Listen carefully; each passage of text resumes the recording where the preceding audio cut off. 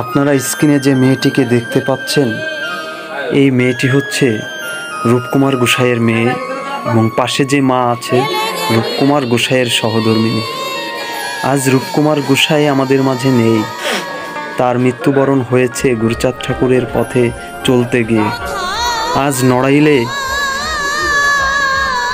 20-30টার মতো লীলামিত স্কুল স্থাপন করেছিল রূপকুমার গোসাই বেঁচে থাকতে।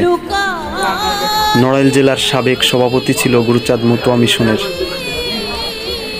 তার মৃত্যুবরণ করতে হয়েছে, আমাদের কাছ থেকে সে বিদায় নিয়েছে, কিন্তু তার হাজার হাজার সৈনিক আছে।